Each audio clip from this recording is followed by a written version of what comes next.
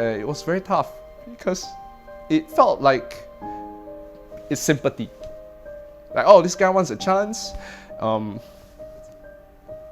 It was just sympathy, pity. The year was 2003, where I signed up for a public speaking class, right? Knowing that I will probably need that skill at some point in time in my corporate world. The instructor was Terence, he's a lawyer, and he was running this class, and he showed us a winning speech of Jim Key. So this is an international speech competition organized by Toastmasters. It was 2003 where he finally won. He competed in 01, 02, he's always second place, he never won, but finally at 03 he won. And the title of his speech was, "It's never too late to follow your dream." There she stood. For the first time in my life, I actually cried listening to a speech. I mean, you cry at movies, you cry at songs, but you never cry at a speech. I've never had that experience before. I cried because I saw myself in him. I was like, oh, would it be nice if I can be on stage to make people laugh, to make people cry, to make people so moved by my message that they will do something about it. In other words, I just want to be an influence, an inspiration to people. And I saw that in him. Jim Key on one level inspired me, but Jim Key on another level totally destroyed me because he raised the bar of speaking so high. I thought that that's how it should feel like as a professional speaker, and I did. 5 years later, I became a professional speaker, gave my first overseas speech in Malaysia. 15 people came, 7 were my friends whom I invited, 5 were like real audience, and 3 were just aunties and uncles that just passed by and they just sat down to rest their legs. And nobody looked very inspired. Everyone was like, why is he here? What is he talking about? And I was there trying to, it's never too late to follow your dream kind of thing. I was so discouraged because it was so far away from what I envisioned myself to be.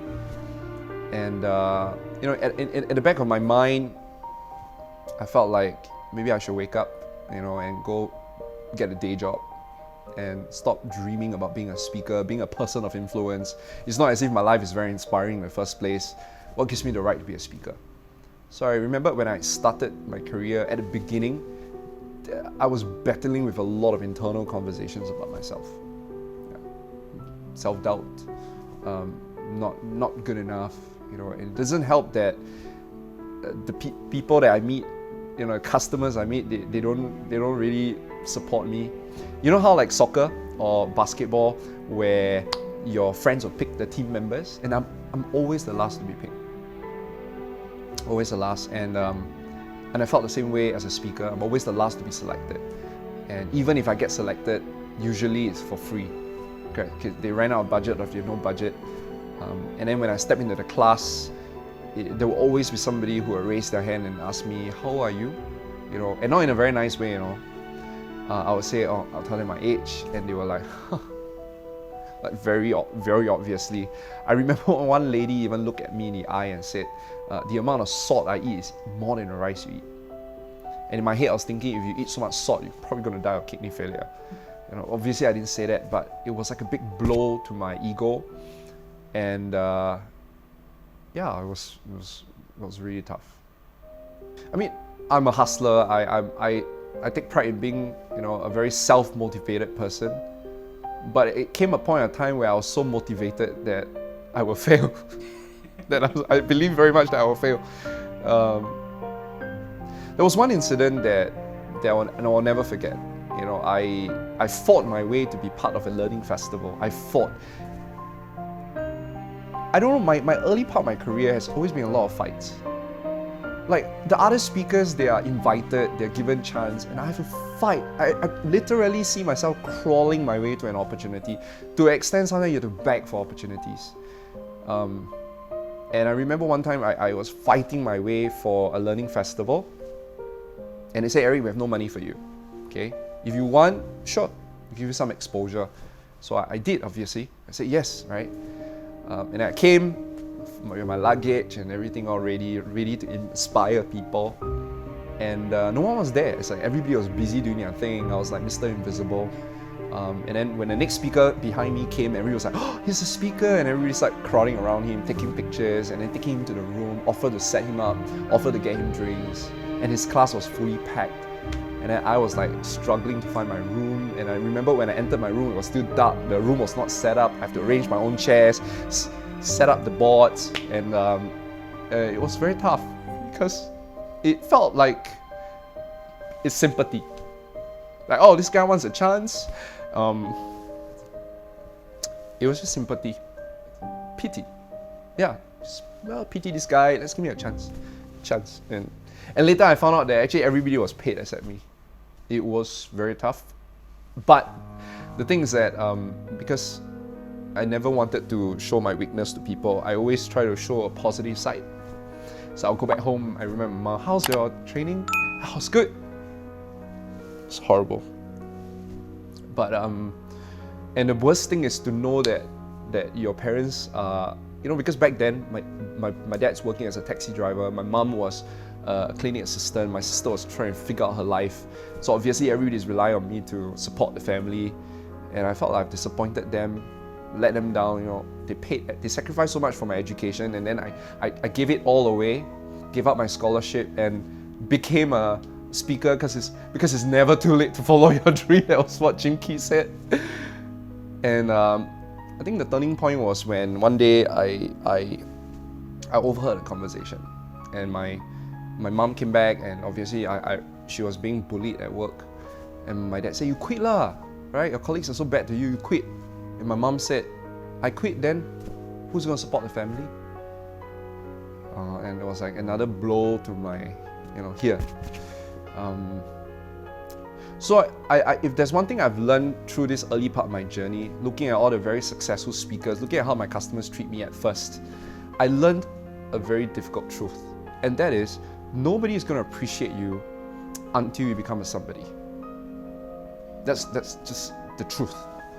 Until you become a somebody, people are just going to ignore you. They're not going to appreciate you. They're going to celebrate you.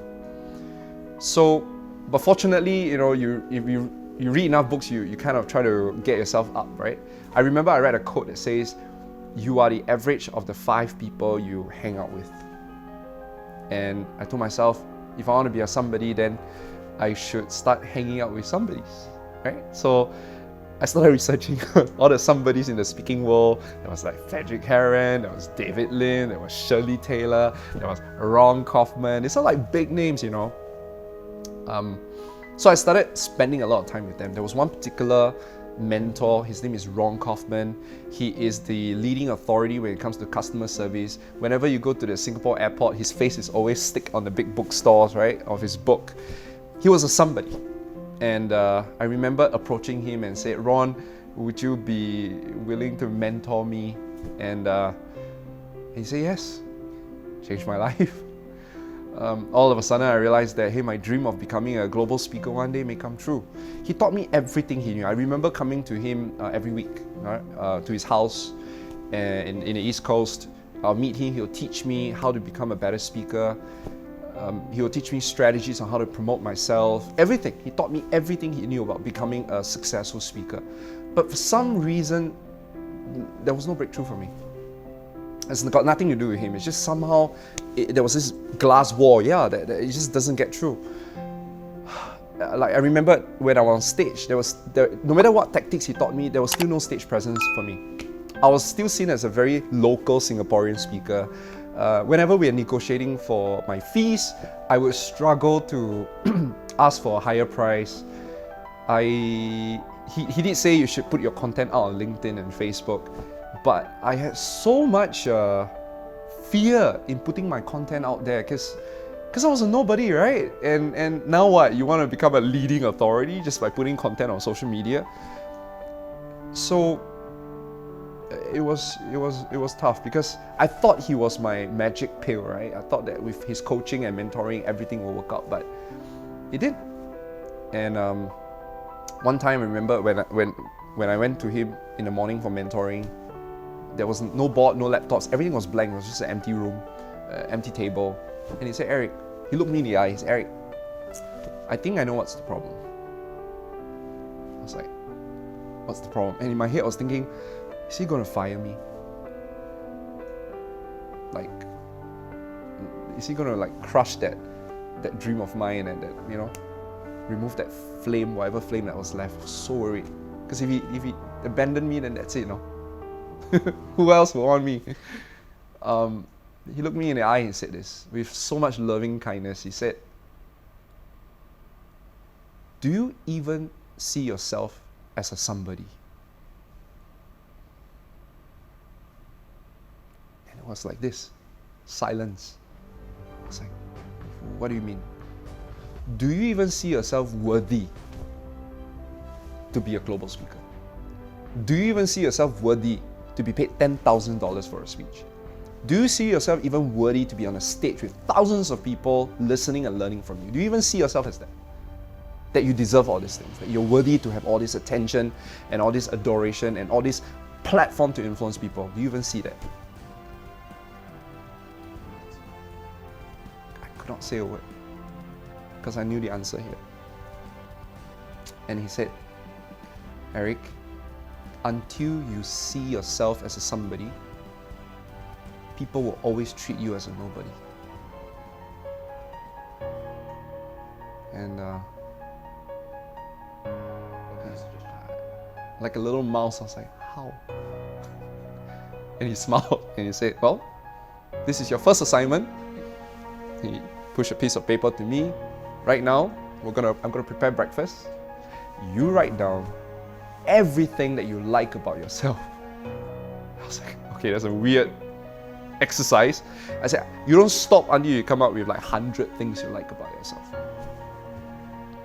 I mean, maybe 2 things I could still write, right? 100 things that I like about myself. Start writing like, I like that I'm open-minded to learning. I like that I'm self-motivated. But I remember I knew by the time I hit 5 or 7, I could not write anymore. It's just stuck. I have no idea what I like about myself. I don't think I'm good. I don't think I'm very likable. I don't think I have a lot of things that I can be celebrated for. And that was when tears start dropping. Like, I don't know, it's that tears of, what happened, man? Why am I so unlikable? Why am I not even celebrating myself? And it all starts to connect. That perhaps the reason why I'm not celebrated, it's because I never even celebrate myself. That the me I see in myself is how the people see me, and that's why they treat me the way they treat me. And that changed my life. A huge turning point for me. Because I started to focus inwards on looking for things that I could celebrate about myself. And then I took his advice and I started to treat myself better, to respect myself better. But it doesn't mean I give myself excuses, but it's just that I change how I see myself. There's a saying, right? Everything is created twice. First in your mind, then in reality. That was the very first thing I saw. I stopped seeing myself as a Singapore trainer. I see myself as a global speaker. Now, true, I might only have 20 people in front of me. I might be at a far corner of a room right now teaching. But every time I teach, I see myself as a global speaker. I see my participants wanting to learn from me. I see my customers fighting to sign me up for an engagement. It's not happening yet, but everything is created in your mind. And every day I fight to see that reality. I even bought a world map. One day I'll take you to my house, right? This entire wall, okay, it's almost the size of this window right now at the back.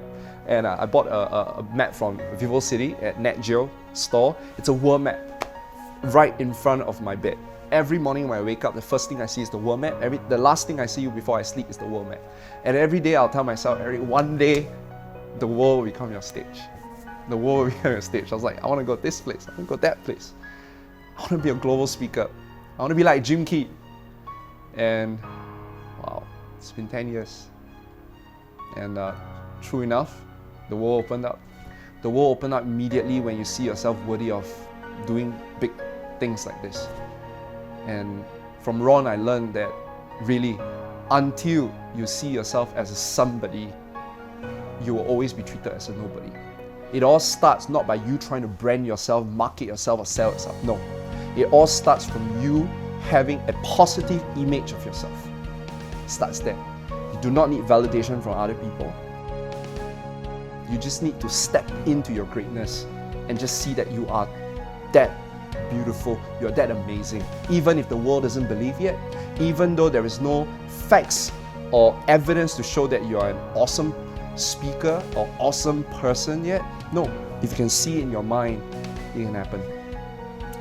And I remember, I think the biggest breakthrough I have this year was being conferred CSP, the title CSP. It means Certified Speaking Professional. It's been given to the top 12% of the global speaking fraternity. And oh my God, I was told that I was the youngest guy to ever receive it. We don't see a lot of Asians receiving that Certified Speaking Professional, so I'm super honored to be one of the Asians, one of the few Singaporeans to have that title. And when I went out on stage receiving that certificate, a big ass certificate, right? And then my mentor Ron was just right in front of me. I'll never forget the picture I saw of him doing this, and then Jen with tears because she was with us. Jen is Ron's wife. They were with me every step of the way. And I remember when I look at the video again, I saw David Lim, the guy who climbed Mount Everest, Shirley Taylor, a super dynamic speaker, Frederick Heron, a global speaker, my president of APSS, and they were all beaming with pride. And you know what I saw? I saw for the first time what they saw in me. And it was so awesome. They've always seen a somebody in me, I just did not see it. It took me 10 years to see the somebody in me, and so good. I do not need to be the guy waiting for someone to pick me up. I just gotta pick myself up and pick me, choose me. I'll choose myself, and the world will choose me. That was what I learned through these 10 years of my speaking journey.